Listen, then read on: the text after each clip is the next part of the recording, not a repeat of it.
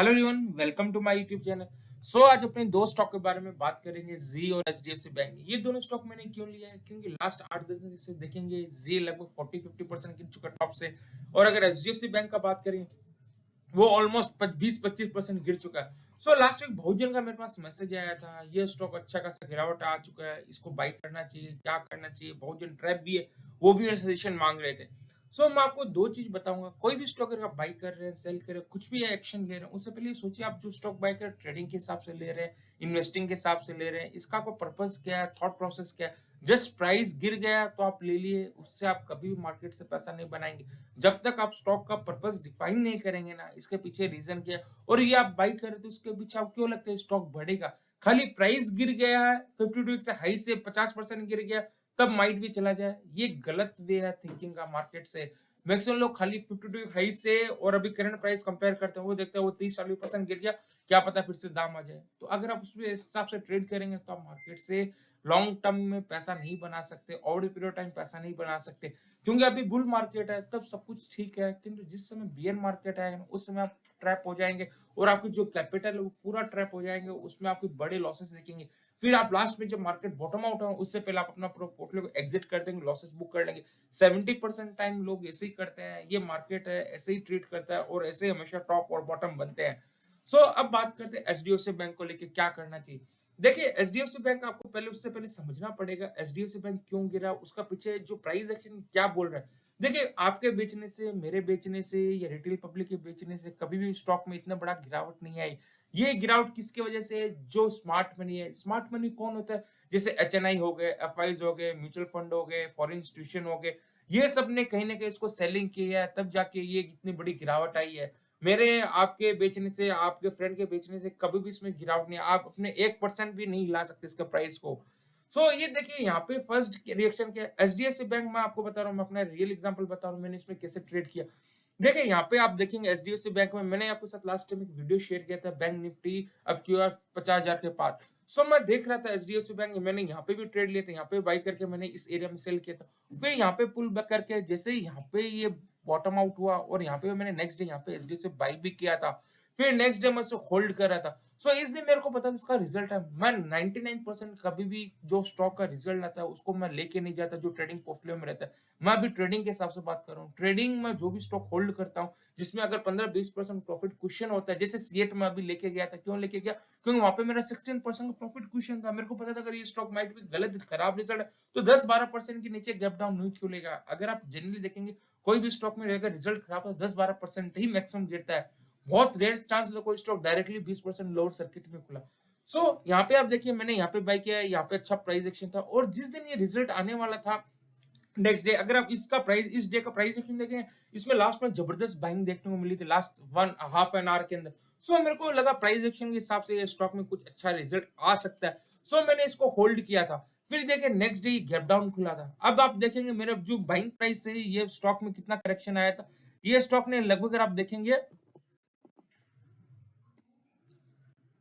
ये जब मैंने बाई किया था गैप डाउन खुल के 6% का ये मेरा गैप डाउन खुला था। मैंने 10-15 मिनट टाइम दिया और जैसे मैंने देखा एक बार सुबह मॉर्निंग में गैप डाउन खुल के फिर एक बार रिकवरी हो, फिर रिकवरी जैसे ही फर्स्ट ये जो कैंडल का हाफ क्रॉस हो, तो मैंने यहाँ पे 1575 में मैंने लॉसेस बुक कर लिया था। ये मैंने फ्यूचर होल्ड किया था और मैं लॉस करके बुक करके निकल गया। सोचिए, मैं आपको बार बार क्यों बोलता हूँ, मैं अगर आप वीडियो फॉलो करते हैं, मैं आपको बोलता हूँ मार्केट में अगर आपको सक्सेसफुल होना, आपको चार चीज इनमें से एक चीज से बड़ा बचना है, जो है बड़े लॉसेस। अगर आप बड़े लॉसेस से बच जाएंगे ना, आप पोर्टफोलियो ग्रो कर पाएंगे, ओवर द पीरियड आप मार्केट में सस्टेन कर पाएंगे। वही अगर मैं अपना जो फॉलो प्रिंसिपल है उसको फॉलो नहीं करता, अभी मेरा 15% का लॉस होता। अगर यहाँ पे मैं 5% की जगह नहीं काटता तो मेरे को फर्दर कितना बड़ा डेंट होता, यहाँ पे मेरा 12-11% का कैपिटल में बड़ा डेंट लग जाता।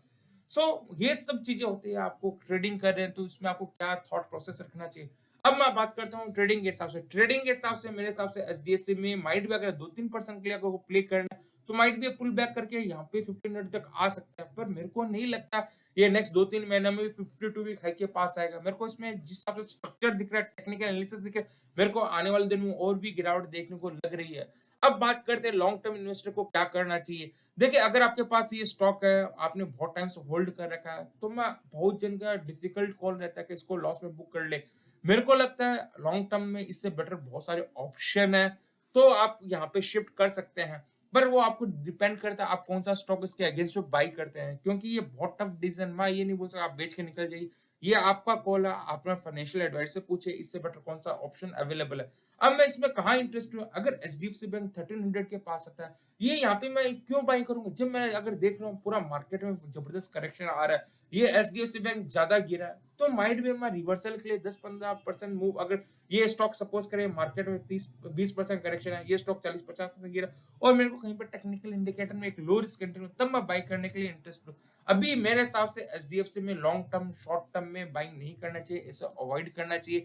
2-4% के लिए मैं ट्रेड नहीं करता, मैं आपको बोलता हूँ, कोई भी अगर लॉन्ग टर्म में आपको पैसा बनाना है, क्योंकि आप 2-4% के लिए ट्रेड करेंगे ना, आपके 2-4% अगर स्टॉप लो, अगर 50-50 टाइम की जगह अगर जो विन रेट है 30% ही होगा, तो आप अल्टीमेटली लॉसेस में होंगे। तो आपको बार-बार बोलता हूँ, मार्केट से अगर पैसा बना, आपको विन रेट हो गया, पोजीशन साइज़ है, उसको प्रॉपर मेंटेन करिए। मेरे हिसाब से एचडीएफसी लॉन्ग टर्म के हिसाब से अच्छा नहीं है, उसको अवॉइड करना चाहिए। और आपको एक रीज़न बताता हूँ, एक जन पूछ रहे थे, देखिए इसका तो रेवेन्यू तो ग्रोथ हुआ था, फिर भी स्टॉक गिर गया। सो अगर आप देखेंगे दिसंबर रेवेन्यू 45 था, वो 78 हुआ। अगर आप देखेंगे ये जो ग्रोथ हुआ है, वो दोनों के मर्जर से, एचडीएफसी बैंक और एचडीएफसी के मर्जर से। आपको क्या चीज़ देखना, आपको ये देखना ईपीएस, क्योंकि जो मर्जर हुआ था ना, उसमें स्टॉक्स का स्वैपिंग हुआ था, मर्जर हुआ था, जिसका एचडीएफसी था, उसको एचडीएफसी बैंक के शेयर मिले। सो यहाँ पे आप देखिए ईपीएस इसका पहले 22.77 था, वो गिर के 22.73 हो गया। तो इसमें डीग्रोथ हुआ है। वही अगर आप देखेंगे ना, मार्केट ने 3-4 साल से एचडीएफसी को क्यों ग्रोथ नहीं दिया था? क्योंकि इसमें कोई रिटर्न नहीं था, अगर बिज़नेस ग्रोथ नहीं था। वही अगर आप आईसीआईसीआई बैंक देखें, लास्ट 4 साल में इसने बहुत ज़बरदस्त रिटर्न दिया है, क्योंकि आईसीआईसीआई बैंक एचडीएफसी से बहुत अच्छा परफ़ॉर्म कर रहा है, बहुत अच्छा रिटर्न दिया है इसीलिए। सो स्मार्ट मनी क्या करता है, उनको अगर लगता है कोई स्टॉक में अच्छा रिटर्न मिलने वाला है, तो वो एग्ज़िट करते हैं एट एनी कॉस्ट। उन्होंने क्या किया, मेरे हिसाब से उन्होंने एचडीएफसी बैंक को एग्ज़िट करके जो दूसरे स्टॉक उनको बेटर लग रहे हो, उसमें धीरे-धीरे वो शिफ्ट कर रहे हैं। चलिए ये एनालिसिस एचडीएफसी बैंक के, अब बात करते हैं ज़ील को लेके। सो ज़ील अगर आप देखेंगे टॉप से लगभग यहाँ पे ज़ील के अंदर आप देखेंगे इस पीरियड में 50% का करेक्शन आ चुका है। सो मेरे को लगता है ज़ील में एक बहुत बड़ा कॉर्पोरेट गवर्नेंस का इश्यू है। मेरे हिसाब से ज़ील में अभी बॉटम आउट नहीं हुआ है और यहाँ पे मेरे को और भी करेक्शन देखने को लग रहा है जिस हिसाब से स्ट्रक्चर बना है। अब यहाँ पे अगर आप बात करेंगे सपोर्ट का है, ज़ी का जो एक मेजर सपोर्ट है अगर आप देखेंगे एग्ज़ैक्टली इसी के पास है। अगर ये यहाँ पे टाइम स्पेंड का कोई पॉजिटिव है, तब मेरे को लगता है फिर से पुल बैक आ सकता है। वही अगर ये लेवल टूटता है, ये लेवल बहुत बार टेस्ट हो चुका है 150 का, अगर ये लेवल टूट के अगर नीचे आता है, तो मेरे को लगता है आने वाले दिनों 100, 110 के भी टारगेट्स देखने को मिल सकते हैं। सो इसमें कहाँ टर्निंग पॉइंट आएगा? इसमें टर्निंग पॉइंट जब आएगा, इसमें जब कोई मर्जर करेगा या इसे कोई एक्वायर करेगा। क्योंकि ज़ी के हिसाब से अगर आप देखेंगे उसके बुक्स में कोई मेरे को खास ग्रोथ नहीं दिख रहा है। चलिए अपने इसका बैलेंस शीट पीएल वगैरह देखते हैं। सो अगर आप देखेंगे ये लास्ट 2-3 साल से ही कंसिस्टेंट एक ही रेंज में इसका 2019 में 8000 करोड़ टर्नओवर था, फिर 8100, फिर 7700, फिर 8100। सो आप देखिए लास्ट 4 साल से इसमें कोई ग्रोथ नहीं है। मार्केट को ग्रोथ चाहिए अगर आपको बड़ा पैसा बनाना है तो, किंतु ज़ी में ग्रोथ है नहीं। वही अगर प्रॉफिट का बात करें, प्रॉफिट धीरे-धीरे इसका रिड्यूस हो रहा है। सो फंडामेंटली ये ज़ी तो मेरे को बहुत ही खराब लग रहा है। इसको लॉन्ग टर्म के हिसाब से मेरे हिसाब से अवॉइड ही है। अगर आप इसमें फँसते हैं, बाय करते हैं, तो मेरे हिसाब से आप दूसरी जो अपॉर्च्युनिटी आएगी, जो आपको पोर्टफोलियो ग्रो करा सकता है, उसके वजह से आप इसको मिस कर देंगे। सो मेरे हिसाब से ज़ी और एचडीएफसी बैंक दोनों अवॉइड है। आने वाले दिनों में उससे बहुत बेटर ऑप्शन मिलेंगे। मैं आपको बार-बार बोलता हूँ, कोई भी स्टॉक अगर बाय कर रहे हैं, ये सोचिए अगर ये स्टॉक गिरा है, तो क्यों गिरा है? इसका पीछे का रीज़न क्या है? आपके मेरे बेचने से कोई भी स्टॉक नहीं गिरता है, बड़ा इंस्टीट्यूशन बेच रहा है। अगर इंस्टीट्यूशन इसे हर प्राइस में बेचने के लिए रेडी है, तो आने वाले दिनों इसमें और भी पेन मेरे को दिख रहा है। होप आपको वीडियो अच्छा लगा इसे लाइक करिए, कमेंट करिए और अपना फीडबैक दीजिए। आपको कौन से स्टॉक पे ऐसे डिटेल में एनालिसिस चाहिए। Thank you.